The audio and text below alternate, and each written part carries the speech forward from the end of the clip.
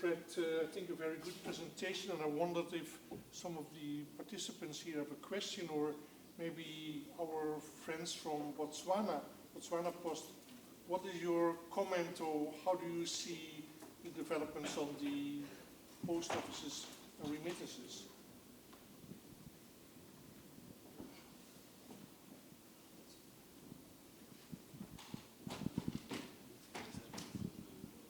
Hello, my name is Moketsi. I'm from Botswana Post. I think the post office has always been involved with transferring money. I mean, back then people used to put them in envelopes and put a stamp on them and send money to the other post office. But now what we're saying is let's digitize that envelope instead of sending it via mail. So the post office has always played in that space. So there has always been a synergy between the post office and financial services. And we're just saying now we want to make that service mobile. You no longer have to go to the post office counter for you to just get financial services. You can do it while you're sitting at home. So it's a space that we're interested in playing in. And just recently, we also launched our mobile money platform. So I've also had a few conversations with some of you here regarding how we can work together as the post office with other organizations to get more people onto the banking space that aren't included already. So it's quite an interesting time for the post office, I believe. Most people call it, think that the post office is irrelevant, but I think at the lowest is an opportunity for growth. So yeah, I think it's very interesting. So yeah, that's it. Thank you.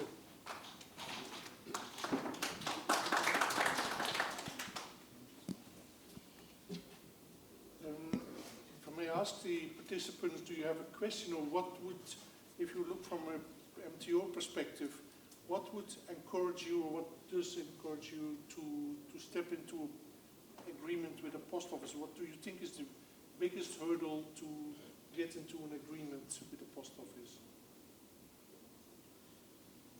In which corridor maximum this diaspora are living? Which are the countries? When diaspora, in which country they are maximum now? Your 1.2 billion, the total remittance was made last year, isn't it? So from which country you received maximum remittance? About the diaspora clients? Thank you. I must say that the fastest growing corridor is the Middle East, especially United Arab Emirates. But traditionally, Uganda receives most of the remittances from the US, Europe, especially UK, being naturally a former colony of the UK, of Britain. But we have seen in the past few years, Middle East is growing fastest. But of course, this is because Uganda, in East Africa, Uganda and Kenya are providing the highest labor force, especially the youth, who are going regularly to.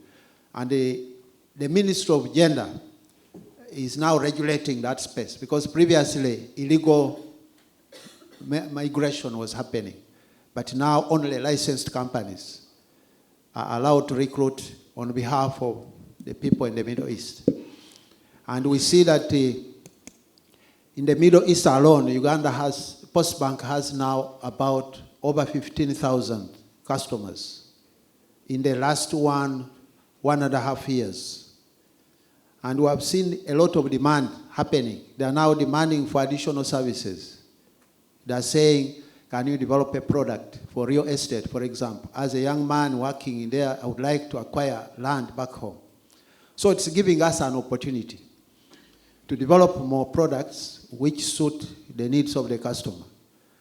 So I think in a nutshell, that's what I can say. That's the fastest growing market. But there's also the US, also in Europe, European Union, there are quite a number of people there. Because the regulatory framework does not allow us to open this particular account for non-citizens. That's why we follow the Ugandans wherever they are. Hi. So thank you for that wonderful presentation. It was very enlightening. And, you know, Uganda is definitely the pearl of Africa, so thank you for that. A quick question on national identity fraud. I know I dealt extensively with Uganda from a remittance perspective. And because of the issues with the national identity system, when we used to face a lot of identity fraud, how do you deal with that? And is there any advice you can give us in terms of how you deal with your different types of fraud due to the lack of identity? Yeah, thank you. I think that's a very accurate observation. Although that situation is slightly changing right now. Because you remember 2-3 years ago, we now got the national identity card. Kenya is more developed in that area, on that space, than Uganda. But Uganda is catching up fast. For example, now, many of the services rendered in the country, if you don't have a national ID, you don't get it. Because a big part of the adult population now hold national IDs. And the Department of Registration has perfected that data. And actually now, most services, it is possible now, it is slowly eliminating out the fraudsters who are using several. Now, banks don't accept any other type of identification except the national ID. Because we are able to verify the authenticity of the holder of the ID using the NIRA. NIRA is an abbreviation of the national body responsible for registration. So yes, we are coming from a challenging situation, but it's getting better by the day. For example, they have now lowered the registration age to 16 years. They started with 18 and above. So we think in the next 5 years, I think slowly we are getting there. Yes, please.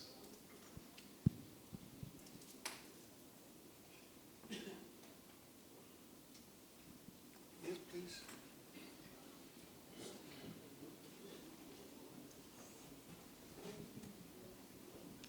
Hans, you mentioned what are the main challenges in working with post offices in general. So I just would like to make a few comments on it. So from our experience, post office is absolutely essential, especially in rural areas where customer needed the most, right? But generally speaking, so it was quite difficult to tie up with the post offices because MoneyGram has exclusivity in majority of countries, so that's number one. Number two, in those post offices with whom we can tie up, it seems that the customer service is not on the same level when we are working with our non-financial institution or banking institution even, because it seems that there are so many things that customers do in post offices and the queues are absolutely enormous. So, and sometimes when customer is queuing and waiting and when they get to the till, it seems that they are sent away because our cashier cannot find the right reference number or quite not sure which system do they need to use in order to look for it, etc., etc. So it's not the big deal, or I mean, it's not a lot of challenge in tying up with post office as such, but all those things that I'm addressing right now, it would be wonderful if they could be improved, because then customer will really get the value of the enormous network of post offices. And we, as MTOs, we need you as well. Thank you. Yes. Thank you for this very fair and clear statement. I think this is something good to hear today, but it would also be very useful for the post offices or the postal organizations to hear this. Your industry, the money transfer industry, the networks, you have actually an interest, or you could use the post office, but you see these challenges. And that is something, if we look at the postal industry, they meet on different places. There's not a, I think, a very clear dialogue between the two. And that's why it looks as if you operate on different planets, and situations like exclusive arrangements can exist, but also, and this has been really analyzed in the market research which we did, there are the problems you mentioned of the customer experience is really actual. I mean, there are quite a lot of people around who like the post office, who feel it is very convenient, proximate. They don't feel it as a threat like a bank office, but if you don't get your money, if there is a mistake in the transfer, if you are referred and say, come back tomorrow, these are really ways of getting customers lost. And that's where training is needed, more education. It also means a closer collaboration between MTOs and post office to make it work. But I think it's a very valid statement what you made, but I hope there would be also an opportunity to clearly present this to the postal industry and to get more to a joint approach to forward. From the international institutions like World Bank, IFAD, WSBI, several have been mentioned. We're trying to change this, but again, resources are limited, funds are limited, and it is quite a long road. Even if we talk about 26,000 post offices, it's a long way to change this. Maybe just to add on, what she has said is true, because under the IFAD funded project, the research found that those were the very issues affecting the business.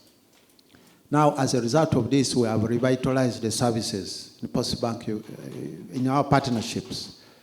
We are refining the products of money transfer, but also we developed new products. For example, targeting refugees. Uganda is hosting one of the highest population of refugees.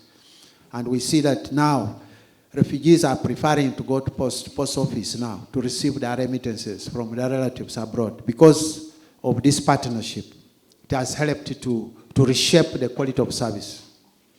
So that is very, very correct.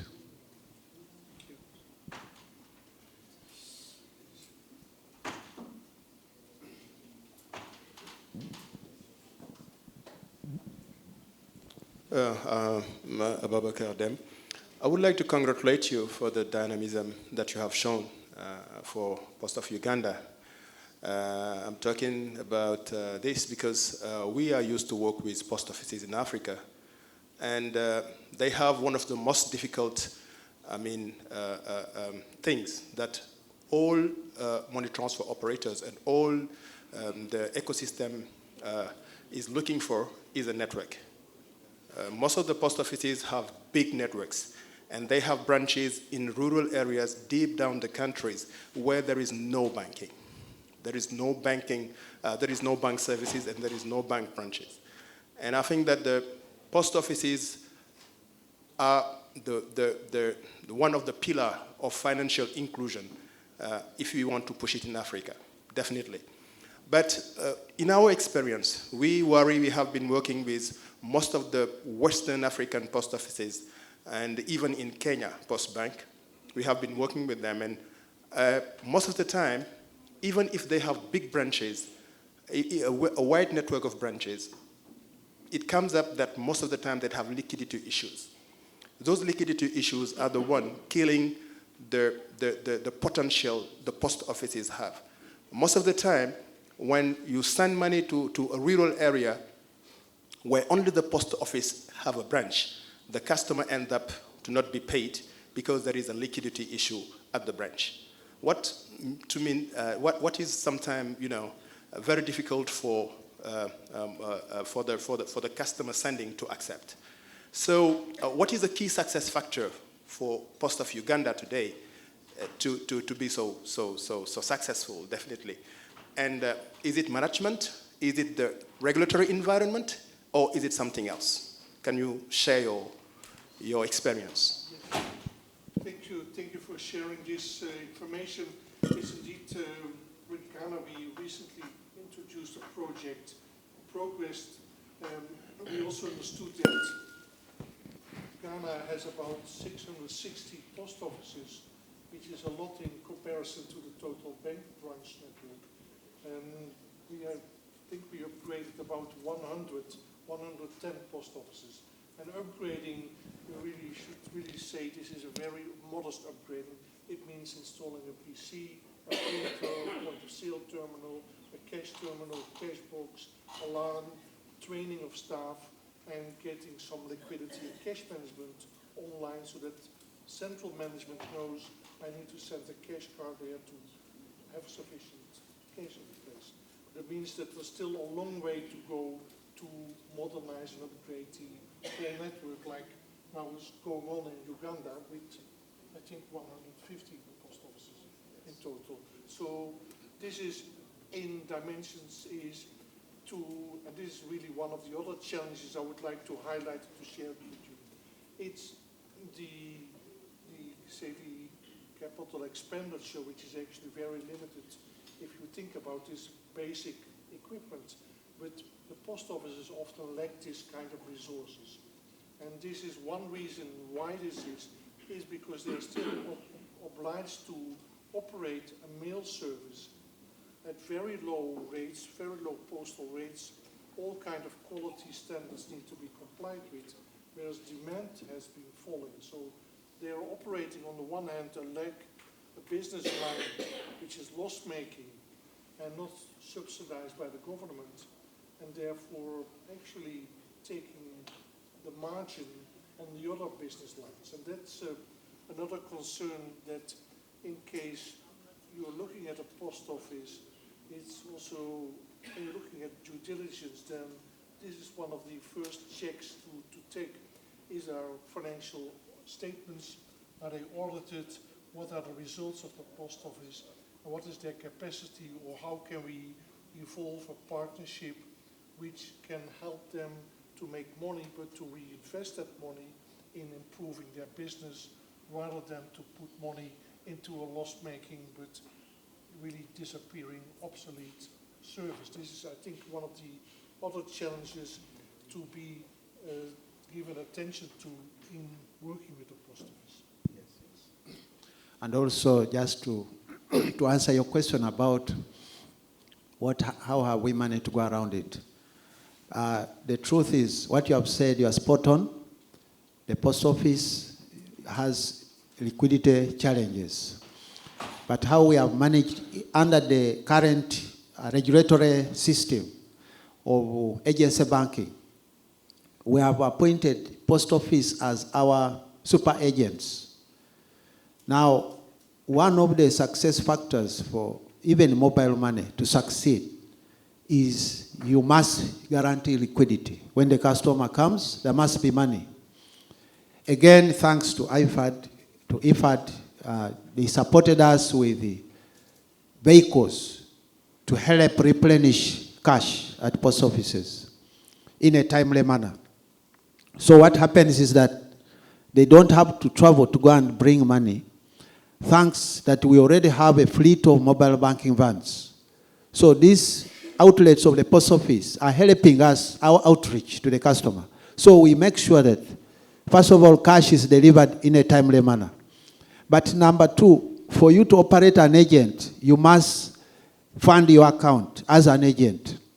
So the float accounts must always be having funds. For you to receive a deposit, you must have money on your account as an agent, just like mobile money agents. So again, working together, we are encouraging them. Sometimes, like during peak days when we are paying like salaries, what we do, we via technology, we develop what we call money, but which cannot be diverted. We fund them at 0%. I don't know whether you get me. We fund you at 0%. If we are going to pay maybe 2 billion Uganda shillings, we give you 2 billion, but you can only spend it by paying the refugees or the salary earners. When the period is over, the balance of the money is reversed. That's how we have managed to handle that situation. Because if you leave it in liquid cash, the merchant can divert it.